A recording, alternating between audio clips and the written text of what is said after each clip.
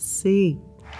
How you doing? I'm good. How are you? I'm awesome. Awesome. I'm glad to have you today. Thank you for having me today. Yes, we are here to tell our stories. Right. You have an interesting one. So I grew up in a place called Dublin, Georgia. It's a very small town. Both of my parents are from there, so everybody knew each other. My father was in the military, so I was only there for a couple of years, and then we actually moved to Mississippi, which is not too far from Georgia. So we were home very often, but growing up was pretty tough.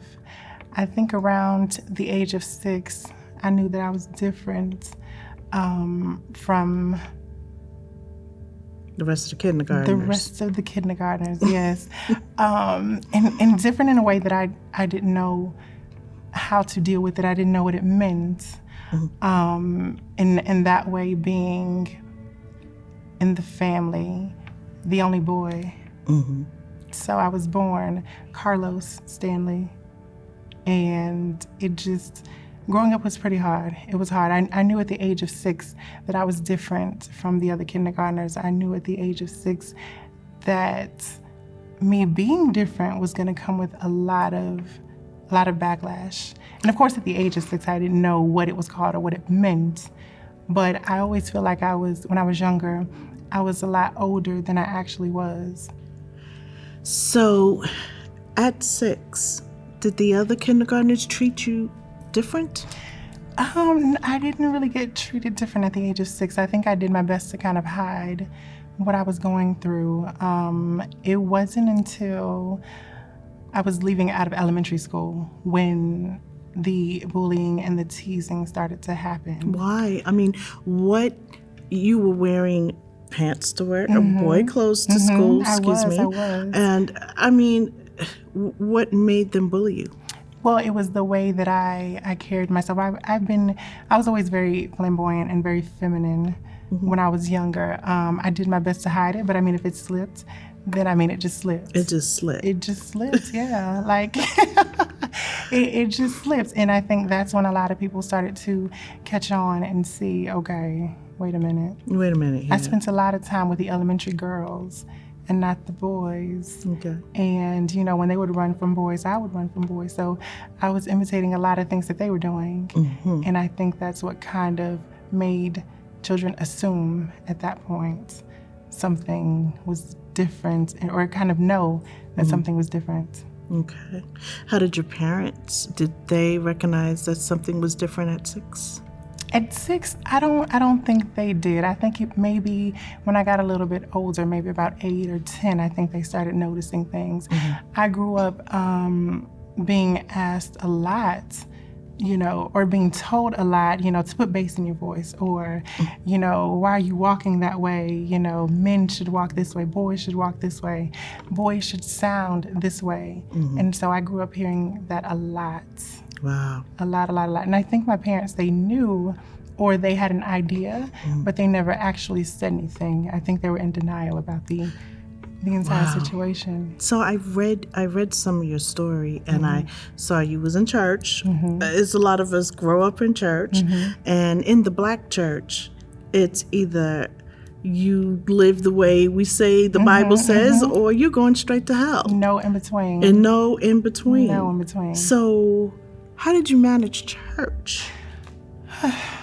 So luckily, I was at that age. It was a bit more easier for me to kind of hide who I truly was. I knew that when I was around certain people, I had to act a certain way.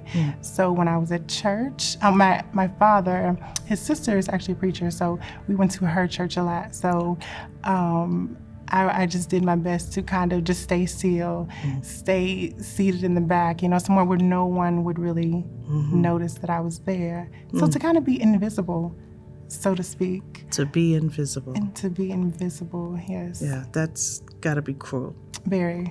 Wow. Very. And being that, being in the church and my father's side being very Christian and, living their lives based on the Bible, it was put on us to live the same way. Yes. So I knew that I could only be one way. Yeah. And kind of fast forward somewhat in high school.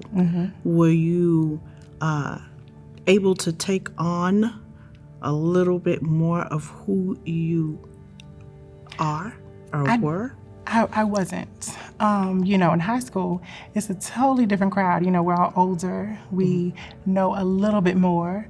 And being that, like I say, it started at such a young age, even through high school, I still tried to hide, who I was and hide what I was into.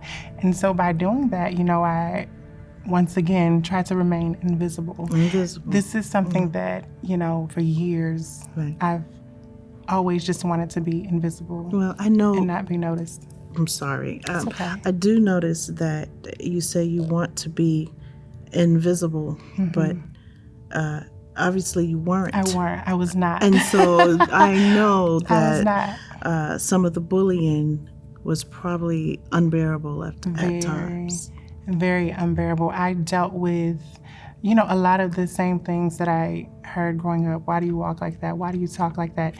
Hearing, just the gossip from other people, seeing a note passed from one person to the next, and seeing that the note was about me, and saying that I was a faggot and just all kinds of horrible things.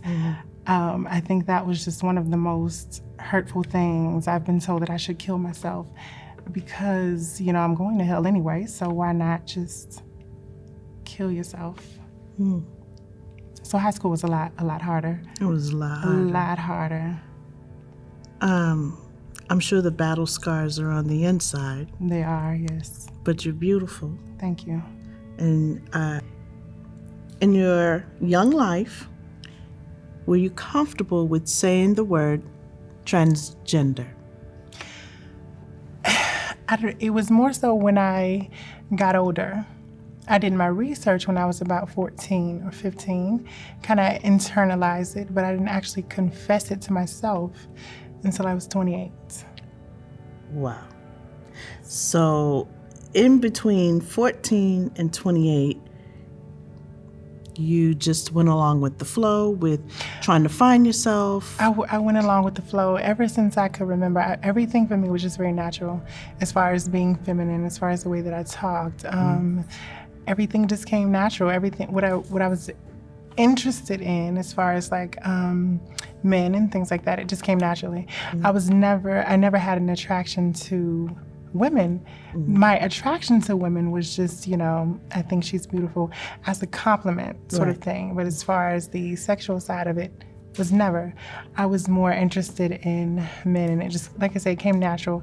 There was nothing really in my life that happened to me that made me feel this way. Just all came naturally. Just all came naturally. All came naturally, yeah. Well, if you're comfortable and with the word transgender, sometimes we aren't. People aren't. Now, not myself, but sometimes people aren't used or don't want to be offensive. Is that word offensive to you? Not at all. If someone is trying to figure me out, or they're or don't really know what to say, it's more offensive if you say, "Oh, did you used to be a man?" Okay. I would prefer someone to say, "Are you transgender?" Are you trans? Very good. Yes, I am.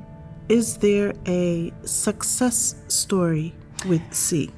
There actually is a success story. I've actually, although it took me a while to kind of get used to who I was and to kind of know who I am, I feel like I'm finally there. I'm finally getting there. I'm taking more steps to just embrace who I am and to love who I am, and not necessarily worry about what this person thinks or what that person thinks.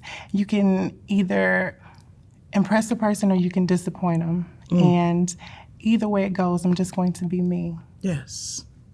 I cannot deal with the way you feel about me. Right. I have to deal with how I feel about myself.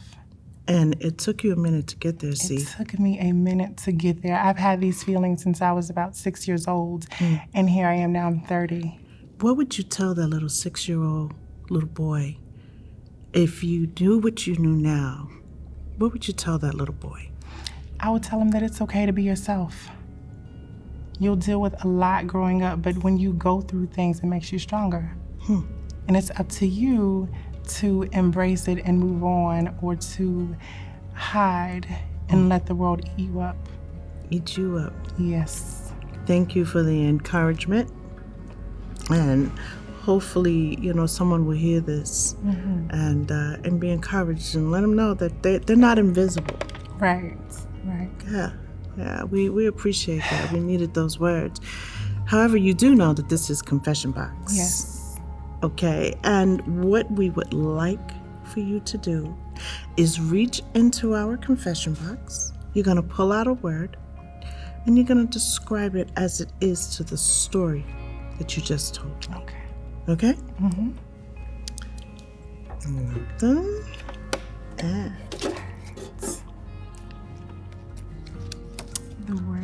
The word is, let's see. Peaceful. Wow. Peaceful. When I was younger, I wasn't at all peaceful.